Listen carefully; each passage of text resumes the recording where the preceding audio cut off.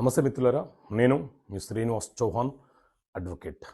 భార్యకు ఖర్చుల లెక్కలు అడగడం క్రూరత్వం కిందికి వస్తుందా? అది క్రుయాలిటీ గ్రౌండా?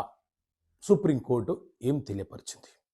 సో మిత్రులారా, భార్యాభర్తలు ఇద్దరు కూడా విదేశంలో సాఫ్ట్వేర్ ఇంజనీర్లుగా పనిచేసి అక్కడే కొంతకాలం పాటు ఉండి ఒక బాబుకు కూడా జన్మనిచ్చారు.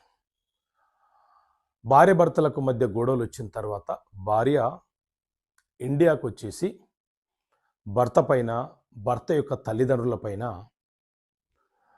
498A డౌరీ హరాస్మెంట్ కేసు, అలాగే DVC డొమెస్టిక్ వైలెన్స్ అనే కేసులను ఫైల్ చేసింది.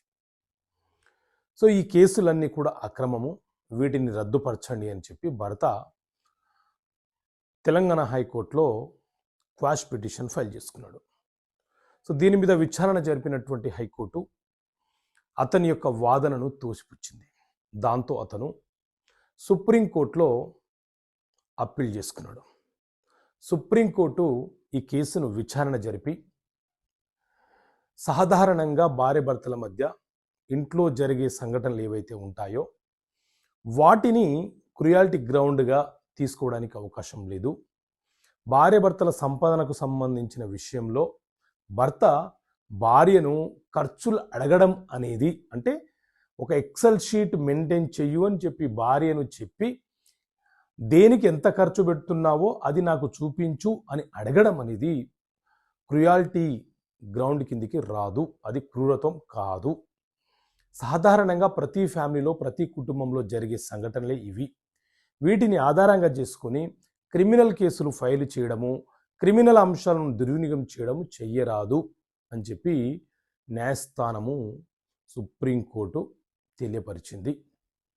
సో ఇలాంటి హైకోర్టు, సుప్రీంకోర్టు జడ్జిమెంట్లు ఏవైతే ఉన్నాయో ఆ జడ్జిమెంట్లు మీకు అర్థమయ్యే భాషలో వివరించే ప్రయత్నం మొదలుపెట్టాను. ప్రతి నెల ఆ నెలలో ఆయా హైకోర్టులు, సుప్రీంకోర్టు వెలువరించినటువంటి తీర్పులను మీకు అందించే ప్రయత్నం చేస్తాను.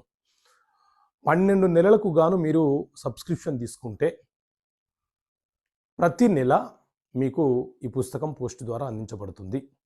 జస్ట్ 999 రూపీస్ చెల్లించి మీరు మెంబర్షిప్ తీసుకుంటే 12 నెలల కాలం పాటు మీకు అన్ని జడ్జిమెంట్లు, ముఖ్యమైనటువంటి జడ్జిమెంట్లు ఒక చిన్న మ్యాగజైన్ రూపంలో అందించే ప్రయత్నం చేస్తాం.